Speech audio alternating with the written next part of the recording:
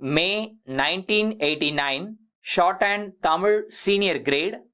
Get ready for the dictation. 10 seconds. 5 seconds. Start. மாண்புமிகு அவைத் தலைவர் அவர்களே, மின்சார வாரியத்தின் நிதிநிலை அறிக்கை மீது நடைபெறும் விவாதத்தில் கலந்து கொண்டு என்னுடைய கருத்துக்களை கூறுவதில் மகிழ்ச்சி அடைகிறேன். விவசாயிகள் எப்படியாவது மின்சார இணைப்பு கிடைத்துவிட வேண்டுமென்ற அவசர தேவையில் அதிகாரிகள் கையெழுத்து போட சொல்லும் இடங்களிலே எல்லாம் போட்டு விடுகிறார்கள். தங்களுடைய தேவையை கருதி வெவ்வேறு சக்தி உள்ள மின்சார மோட்டார்களை பொருத்துகிறார்கள். பின்னால் ஒரு நாள் பார்வையிடும்போது மின்வாரியத்தோடு நீங்கள் செய்துள்ள ஒப்பந்தத்தின்படி நடந்து கொள்ளாததால் வாரியத்திற்கு இழப்பு ஏற்பட்டிருக்கிறது. ஆகையால் ஒரு குறிப்பிட்ட தொகையை அபராதமாக கட்டுங்கள் என்று சொல்கிறார்கள். அதே நேரத்தில் ஒப்பந்தத்தின் அடிப்படையில் 24 மணி நேரமும் மின்சாரம் வழங்கப்படுவதில்லை. ஒப்பந்தத்தை மீறிவிட்டார்கள் என்று சொன்னால் மின்சார வாரியமும் அபராதம் கட்ட வேண்டும் அல்லவா? ஆனால் அவர்கள் கட்டுவதில்லை. காரணம், அவர்களிடம் அதிகாரம் இருக்கிறது. அதை வைத்து ஏழை எளிய மக்களை மிரட்டுகிறார்கள். அதை போன்று 20 அம்ச திட்டத்தின் அடிப்படையிலே தொழில்துறையை வளர்க்க வேண்டும், வேலைவாய்ப்பு துறையை அபிவிருத்தி செய்ய வேண்டும் என்று வங்கிகள் மூலமாக சுய வேலைவாய்ப்பு திட்டத்திற்கு உதவி செய்கிறார்கள்.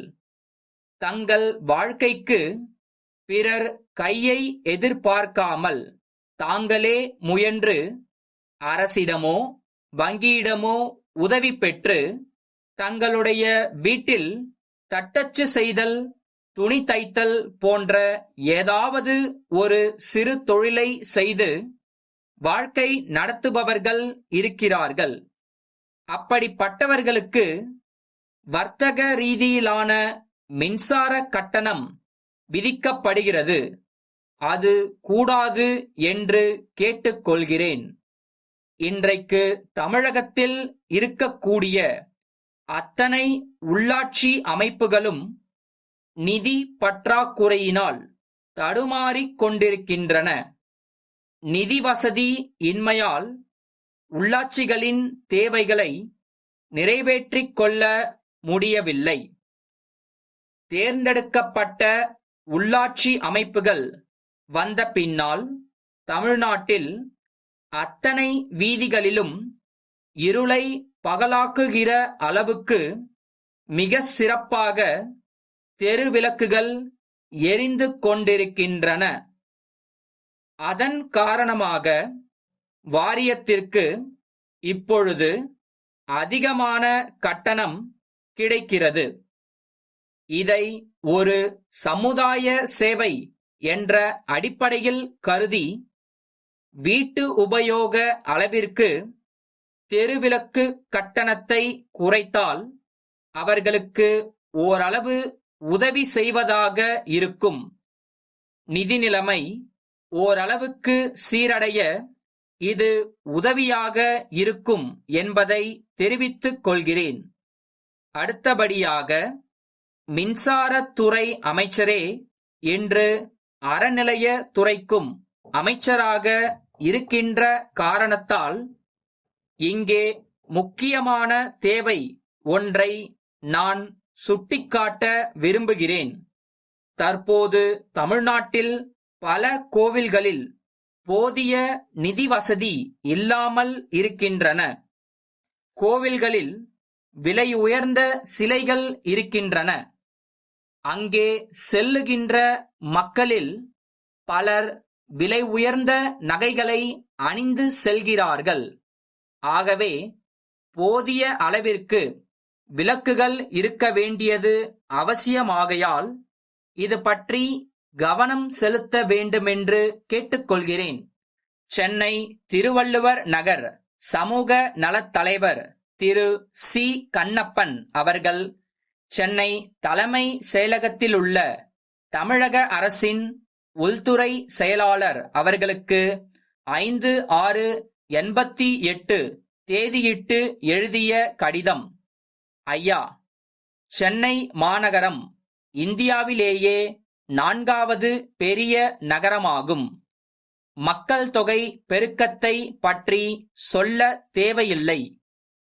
போக்குவரத்து வாகனங்களின் எண்ணிக்கை பல மடங்கு அதிகரித்து இருக்கிறது. எனினும் அந்த அளவுக்கு சாலை வசதி பெருகவில்லை. 25 ஆண்டுகளுக்கு முன்னால் இருந்த சாலை வசதி கூட இப்போது இல்லை. இதற்கு காரணம் முக்கிய சாலைகளின் இரு மருங்கிலும் கிட்டத்தட்ட பாதி அளவுக்கு பழம் விற்பனை செய்பவர்களும் காய்கறி விற்பவர்களும் இதர பொருள்கள் விற்பனை செய்பவர்களும் ஆக்கிரமிப்பு செய்துள்ளார்கள். இது ஒரு புறம் இருக்க, சாலை நடுவே போகின்ற மாடுகள் வாகனங்கள் எழுப்பும் ஒலியால் மிரண்டு ஓடி நடைபாதையில் செல்லும் மக்களை முட்டுகின்றன. அதனால் பல விபத்துக்கள் ஏற்படுகின்றன. இத்தகைய விபத்துக்களை தடுக்க சாலை ஆக்கிரமிப்புகளை அகற்ற அரசு எடுக்கும் நடவடிக்கைகளுக்கு எங்கள் அமைப்பு முழு ஒத்துழைப்பு அளிக்கும் என்று தெரிவித்துக் கொள்கிறேன். தங்கள் நம்பிக்கையுள்ள